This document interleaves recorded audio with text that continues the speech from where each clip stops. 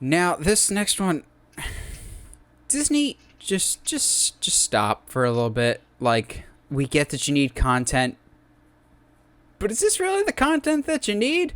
As reportedly, Agatha Harkness, the main villain from WandaVision, will be getting her own Disney Plus spinoff. Okay? Was anybody asking for this?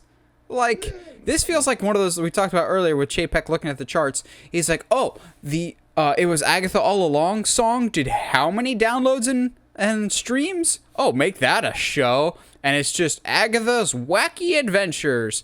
Make it Sabrina the Teenage Witch, except Agatha. She's one of Sabrina's aunts now. Don't get me wrong. I thought Katherine Hahn's performance as Agatha Harkness was one of the better in the show, which I ended up being thoroughly disappointed with. I was not a big fan of WandaVision. It started pretty strong, but I don't think that all the pieces came together, and I think it was a disappointment for me. Katherine Hahn's performance was not the issue. I would like to see more of her. That being said, this is not how I would like to go about it. Maybe show up in like Doctor Strange. Like, that makes sense. Or better yet, if Disney Plus keeps insisting on stinger teases where, what's her face from Seinfeld keeps recruiting people, maybe like a Dark Avengers needs their Dark Sorcerer or something like that to balance out Doctor Strange. Like, that makes sense. An Agatha Harkness show.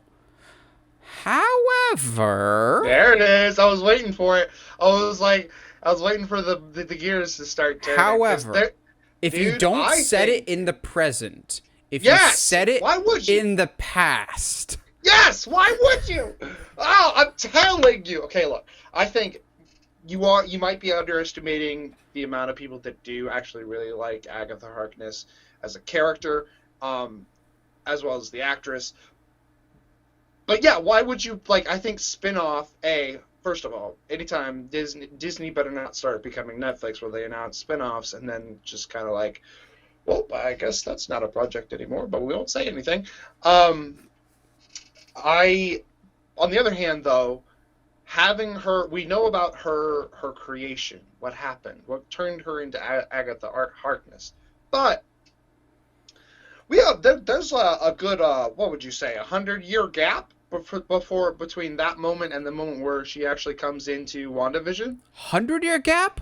Like, easily. 400 years. Yeah. Okay. Yes. Salem witch trials did not happen in the 1900s, Josh. You don't know. You don't know that. You don't know history. But colonial American history? Darn right I do, being from Philly.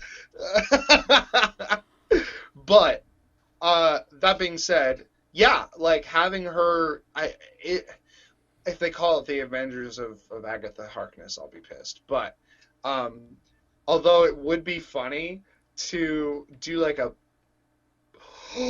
okay, all right, ready? Here we go. Let's say, I don't know how you would do this, but let's do a WandaVision type show for Agatha where every episode kind of plays off of other like witch or magic shows. So like first episode could be like Agatha the Teenage Witch, because she's like a teenager when it all happens, and then maybe goes into like, you know, David Blaine. Jesus, David Blaine. Have her meet like Penn and Teller, really, like big.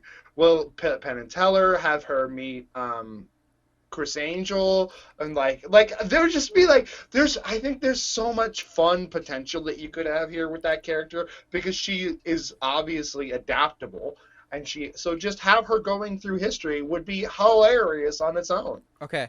Alternate idea. Scrap everything Agatha Harkness, because when I was watching the finale, this is the only thing that popped in my head, because it was in daylight and the way that they shot it looked exactly similar. Just cast her as the new witch in a rebooted Halloween Town. Because looking at her, she looks exactly like Debbie Reynolds' character. And better yet, you could bring back the original Marnie actress, Kimberly J. Brown, to be the mom character who doesn't believe it or want to do magic anymore, and is trying to stop their kids from being a witch. That's how you do it. That sounds much better than an Agatha Harkness show. Because, seriously, when I was watching the WandaVision finale and she comes down with all the magic powers, I'm going, oh, we're in Halloween Town now with this bright freaking lighting and the cinematography here. This isn't Marvel cinematography. This is Halloween Town cinematography. Yeah. But, like, I think, on one foot, it is, like, really? Like, that's the person you're going to bring a spin-off, and you're not giving her opportunity to show up in movies or whatever. But on the other hand, there's potential. There is potential there, and it'd be hard to ignore it.